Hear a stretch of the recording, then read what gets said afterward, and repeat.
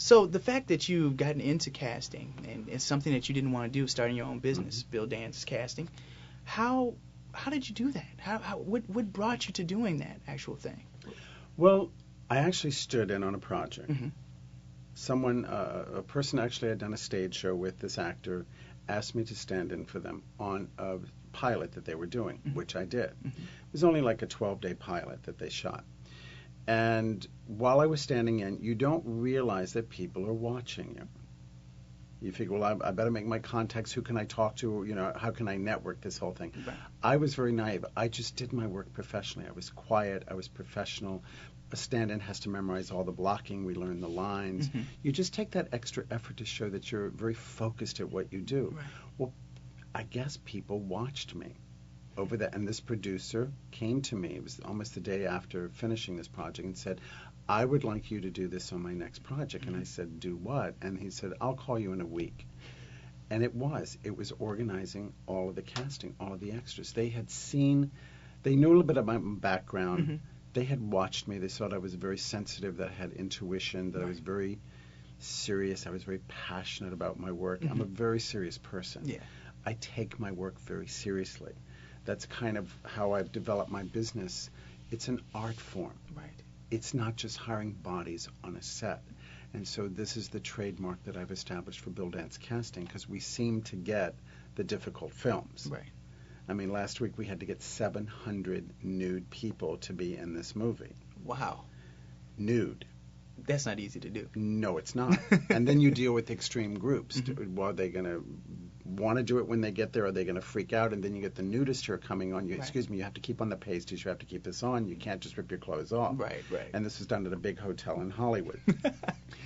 But it went very well because I made sure that it took me 3 weeks to prep it. Mm-hmm. It did not happen overnight. So I laid the groundwork. I knew the emotions that I was dealing with. Mm-hmm. So just as you put together the real people for a project which is highly emotional, it takes a lot of work. I just don't throw a body into a scene. Mm-hmm. I make sure that not only do they look correct, but what is the energy coming behind this person? Mm-hmm. What creates the realism so that when you put them in the scene, it's a part of the environment that the actor is in. Mm-hmm. Your environment as an actor is very important. Yes. You sense where you are, who is there. Right. Not only what it looks like. Another example in A Beautiful Mind, which I did with Russell Crowe. Yes. I knew Russell's intensity. I knew it going into it. I'd met him before we started shooting. And we were at Princeton University. So I did these massive calls at Princeton, and all the real mathematicians showed up, all the graduate students. Mm-hmm. I had to place real mathematicians around him. Because you have to understand, you're shooting for 12 hours that day. Mm-hmm. Russell is a consummate actor. Mm-hmm. He is so intense. He's studying the grass. He's just eating up everything like you can't imagine. And he's very detailed. He started talking in between takes to the mathematical kids that I placed there.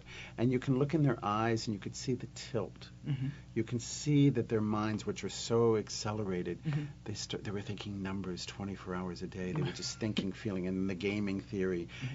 And so Russell started talking to them.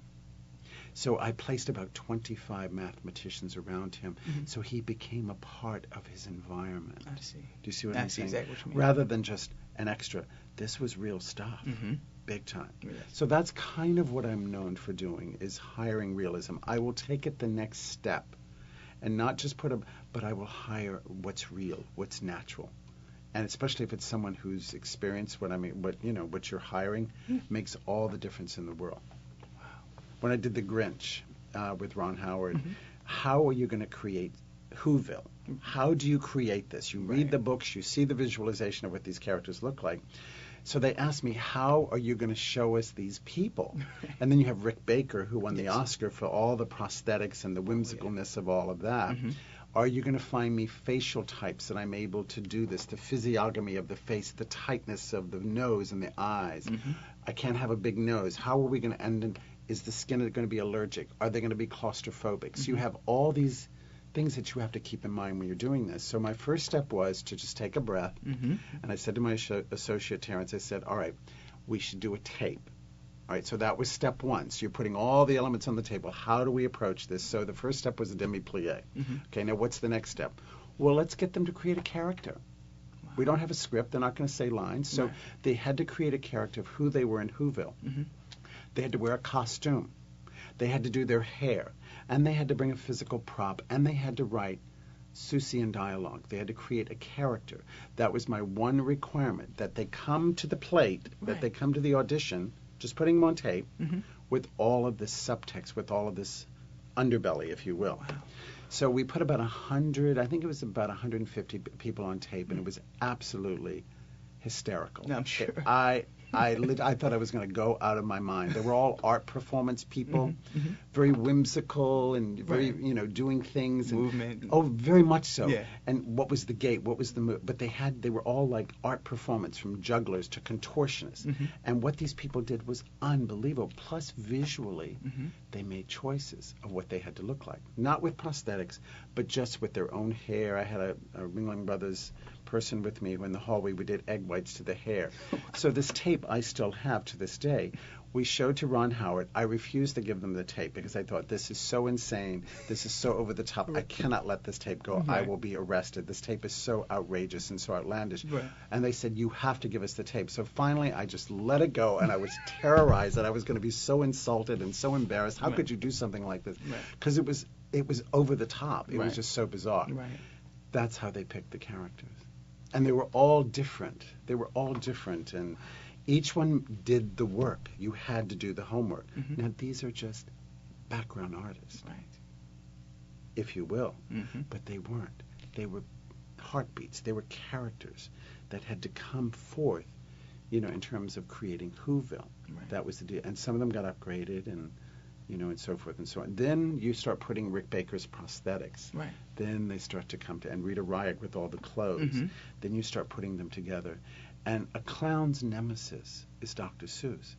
I didn't realize that. So what I did, I had touched something within these people that just made them flourish. Right. I mean, it was just amazing. Yeah. Amazing. And I did see that film, and it really was, childhood coming to life Mhm. for me. It was so awesome.